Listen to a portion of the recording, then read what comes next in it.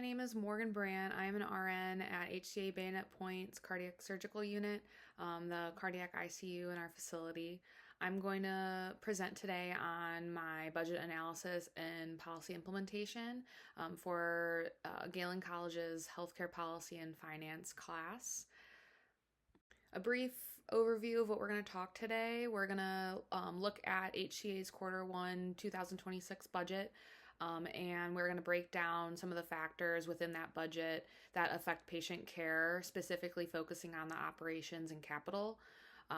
We're going to talk about some recommendations on how we can improve those line items, and tying into some of those capital and operations expenses is we're going to dive deeper into workplace violence and how we can implement a prevention plan to help have positive impacts on the operation and capital revenues within HCA's budget, and some investment strategies on how we can successfully implement that policy.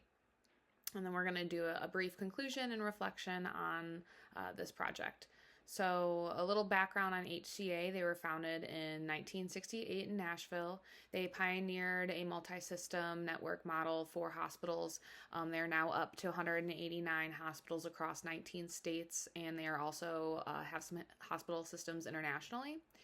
They have 2,600 care sites, including hospitals, outpatient centers, freestanding ERs, urgent cares, and physician practices. They see over 47 million patients annually and employ over 320,000 workers. So they are the largest they're the largest for-profit hospital system within a publicly traded market. And then they are deeply rooted into the healthcare education, and they are a major component in data collection and analysis based off of the amount of patients that they see, and how many nursing programs and physician programs they have. The Q1 2026 budget report from HCA is pretty extensive. I have a snapshot here of the condensed and consolidated comprehensive income statements. We're going to focus today on those first couple items, the revenue, the salary benefits, the supplies, and other operating expenses when we're talking about this budget analysis. To visualize those major line items that we're going to talk about, we are going to see the revenue. Total operating revenue is $19.1 billion. This is a 4.3% increase from Q1 of 2025. The operations, we have $16.8 billion, and that's up from $16 billion from 2025. The primary drivers within the operations budget is going to be salaries and benefits, supply costs, and other operation expenses. So the salary and benefits is going to be a major it's going to be the largest expense category that you see within operations.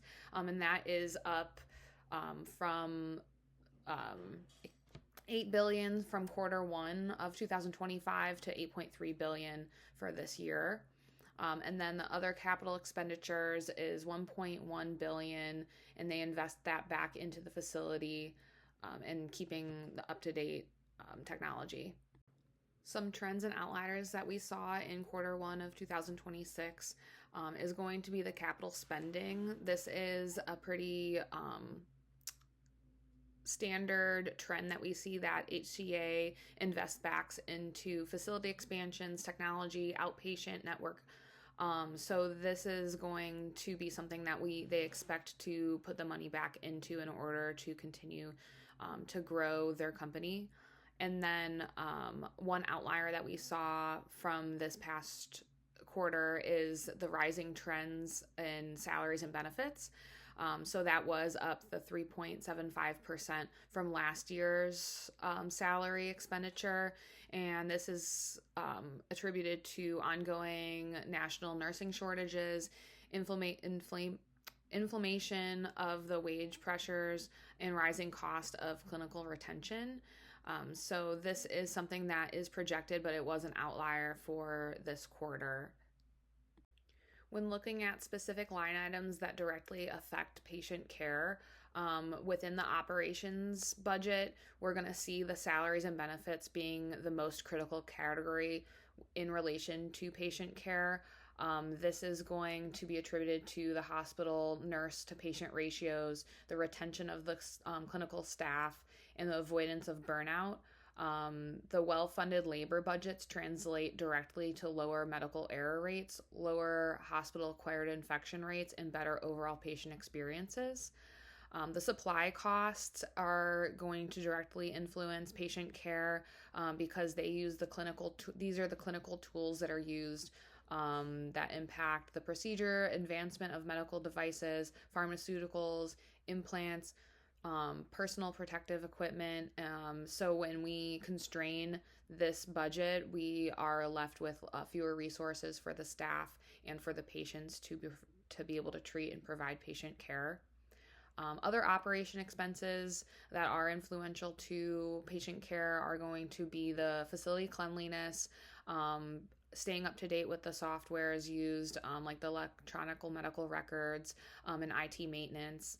And then, making sure that these line items within those other operation expenses stay up to date because they are clinically correlated with patient care, with the cleanliness and reducing infection transmissions, and then also just improving communication between providers and the interdisciplinary team, and staying up to date with the correct data within their chart.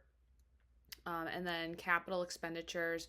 This is going to be what they invest back into the facilities. So influencing patient care, these facilities and these products are going to be the direct line item to impose the physical space of healing. So this is, facility modernizations, building new outpatient wings to improve access, purchasing new technology and advanced machinery to have the state-of-the-art diagnostics and being able to treat patients with the current research. Some recommendations for improvement for not only the budget and for the revenues, but also to improve patient care is going to be capital spending. So continuing to invest back into the facilities, expand on new facilities, making sure that the staff and the providers have state-of-the-art technology and resources available so that there's no delay of care. That's going to impact the outcomes on the patients and circle back and tie back into the revenues and the expenditures of whatever that loss would be if there was some adverse effects. And then some labor, and then other areas of improvement is to be really focused on the labor costs. So improving that nursing retention and reducing burnout will help the patient staff ratios, help patient outcomes, and also prevent the turnover and needing to spend more money on overtime costs and contract labor, which is at a higher rate. Expanding on the areas of improvement where we can apply that to the labor costs is focusing on the retention of nurses. And one major factor of the retention for nurses and burnout is correlated to workplace violence, which is defined as any physical, sexual, or psychological act committed against nurses in the workplace by a patient or a visitor. Healthcare workers are 5 times more likely to suffer from a violent injury than an average American worker. And 8 to 38% of nurses suffer from healthcare violence resulting in physical, sexual, or psychological injury at some point in their career. So this is a pretty high prevalence within our field. And 81% of registered nurses reported experiencing at least some type of workplace violence within the last 12 months. So as we mentioned, this workplace violence is correlated with that nursing burnout, which is causing a nursing shortage and having a negative impact on nurse to patient ratios, resulting in a decline in quality of patient care. This is a snapshot of how workplace violence can impact the burnout and turnover of nurses. So 60% of nurses have reported to consider exiting their bedside role. This burnout and this consideration of leaving can correlate to those unsafe work environments. When nurses feel like they're spread thin, they are not being able to provide the quality of care that the patient might need to the highest level of their abilities, which does decrease the patient outcomes. And then 19.2% of nurses reported exiting specifically from experiencing workplace violence. So if you're looking at the scale of HCA's 320,000 employees at an average cost of $61,000 to replace a nurse, that could potentially equate to $3.7 billion in costs to turnover specifically from workplace violence that HCA could see. So some positive influences that implementing a workplace violence prevention policy has on the revenue of the budget is a reduction in staff turnover and contract labor. The specific line item that would benefit would be the salaries and benefits portion of the operation expenses. Being able to reduce the staff turnover will, as I mentioned before, decrease the amount of overtime needed to fulfill the nursing to patient ratios, or to decrease the expenditure on contract labor through the nursing agencies, which are at a higher rate than having a staff member. This would decline in a workman's compensation and legal claims. So that specific line item that would be impacted would be the other operations expenses, but that would reduce expenses related to insurance premiums. There would be fewer workman's comp payout, a reduction in legal defense fees. It also keeps the core staff on the floor rather than on medical leave, so it does help the operation capacity by keeping the staff healthy and not needing to bring in other premiums from claims or insurance. And then another positive impact that a workplace violence prevention policy can have is the mitigation of high volume fatality. Again, this line item that would impact the other operations expenses, but with high volume fatality, when there's a lot of patients needing to be seen specifically in the ER, their patients and their attitudes towards staff members shifts when there's high wait times and unknowns with their care plan. So being able to mitigate those high volume experiences and having the staff members being able to fully protect the patients and be able to see them in a timely manner will decrease any adverse events that may happen from that fatality. In order to implement a workplace prevention policy, there is going to be some initial investment involved. So within the operational investment, there will be a salary and benefit shift. They need to fund some full-time staff members to increase the security. They'll need to put more money into training staff in crisis management. Some other operation expenses that would come to it would be updating reporting systems, external consultants, and then annual workplace risk assessments. And then some capital investments that they would need to implement would be to increase the physical safety of the infrastructure of the hospitals itself. This would include installing panic buttons, upgrading badge access to different rooms, some bullet-resistant glasses, and improving the security system and cameras and networks. So at HCA, they do have a policy review process. Step one would be the engagement of the responsible executive. For this specific policy, we would be targeting the Senior Vice President of Labor and Employee Relations and the Chief Nursing Executive. They are responsible for co authoring and sponsoring this policy to move along to step two, to the corporate steering committee approval. So they're going to be proposing this policy to the Corporate Ethics and Compliance Committee and the Audit and Compliance Committee of the Board of Directors.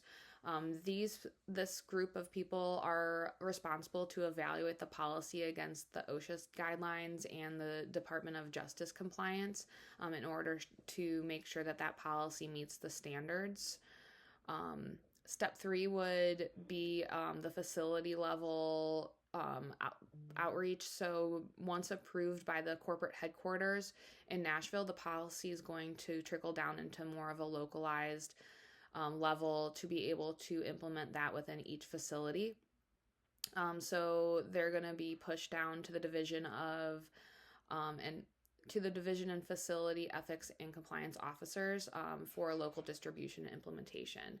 And then that is leading into step four, which is the implementation. This implementation timeline is over the span of 6 months.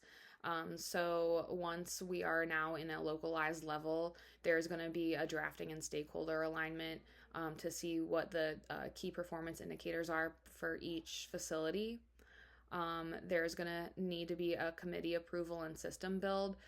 So the corporate steering committee will take over and review this and approve the policy. At the same time, the IT team will build some required modifications for incident reporting and for communication through the softwares that each hospital system has. In month 3, we are going to focus on the leadership briefings and resource distribution. To finalize the policy, we need to involve the facility, CEO, CNO, and ECOs. This is going to deliver a toolkit, make sure that the physical safety specs are up to date, and implement training models in order to be able to distribute this plan into the staff level. In which then moves us into the month 5 and 6, which is an enterprise-wide launch and completion. So this is the mandatory trainings that staff needs to do in order to learn about de-escalations and safety for frontline staff clinicians. And then after the staff is trained and all of our new policies are in place, this is going to enter into an auditing cycle. So once we have everything rolled out, the auditors will go around. It's the corporate program assessment team to make sure that they're using compliance process reviews to ensure that the policy is getting the outcomes that it is intended for. Some of the resources that are going to be needed within the operation level is going to be certified de-escalation instructors. So this is either clinical educators or security supervisors trained to be able to train the staff for this new policy.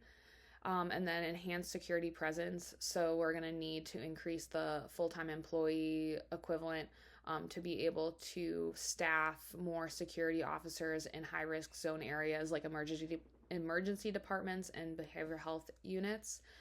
And then some resources needed into the capital line item is going to be upgraded panic and alert systems, physical barriers, and reporting software modifications. So these resources will help expand what we're needing to implement more of a safer environment for the staff members, for patients, and then also the reporting system. The reporting system is going to be a really major component within workplace violence because there is a strong correlation between a lack of reporting from nurses about the incidence of workplace violence. And this is going to mitigate the ability to be able to make any changes or develop what the prevalence is of this workplace violence.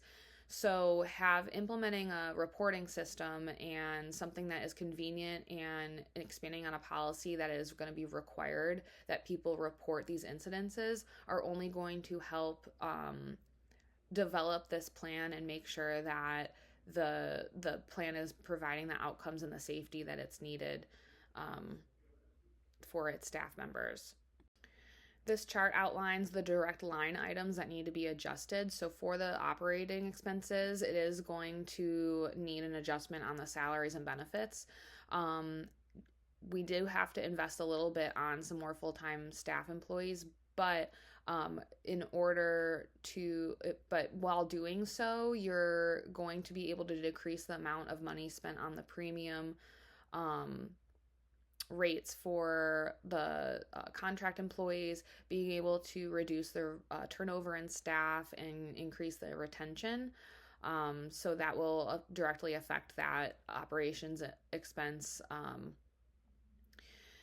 Another line item that is going to directly be affected by these adjustments is going to be the other operation expenses, and that's in order to do so, we can cut back on some of the marketing budgets or some unused clinical software line items to be able to fund incident tracking systems and emergency response modules.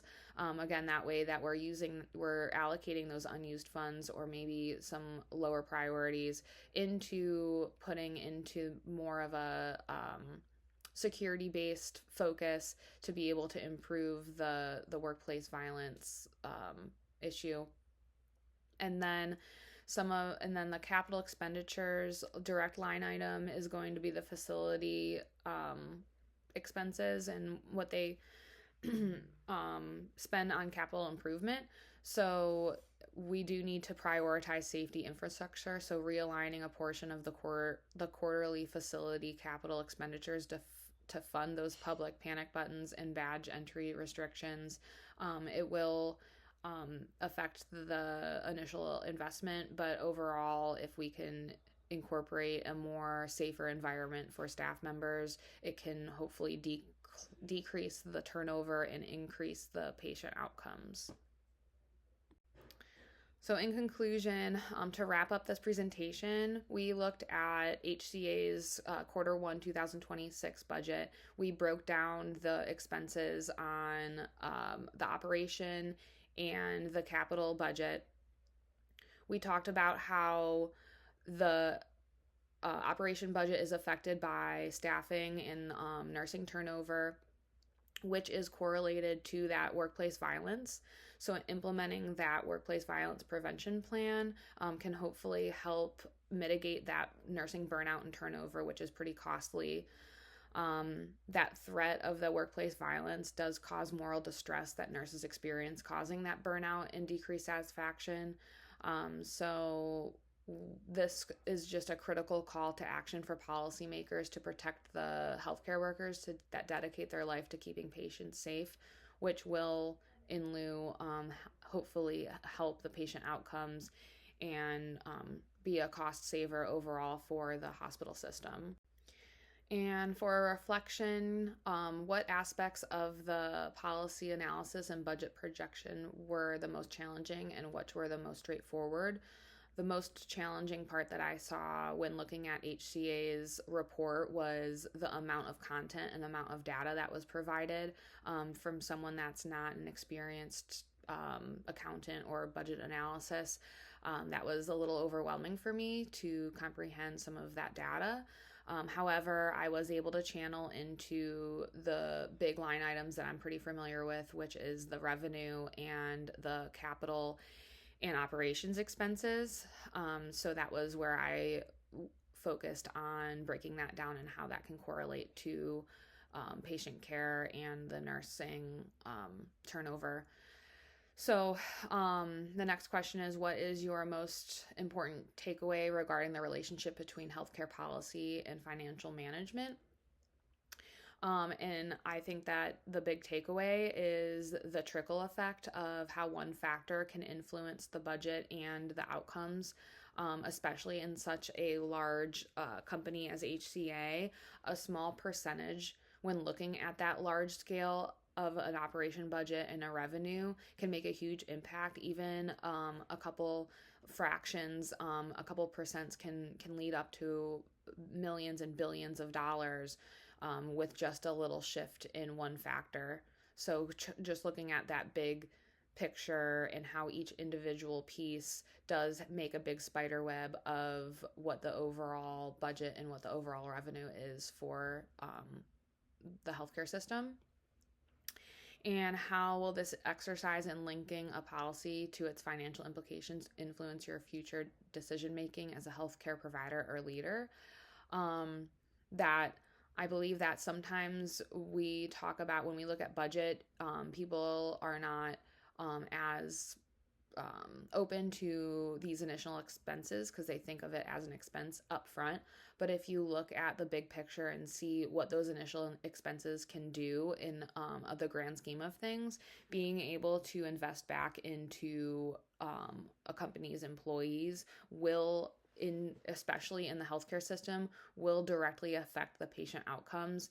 And that is spiderwebbed again into so many different factors on the different costs and the different profits that can be had with those different patient outcomes. So, really taking a step back and seeing and remembering what our main goal is for healthcare, and that is to improve patient health and implement patient safety, and needing to figure out where what is linked to being able to provide that, and having a safe environment for staff is going to directly influence those outcomes.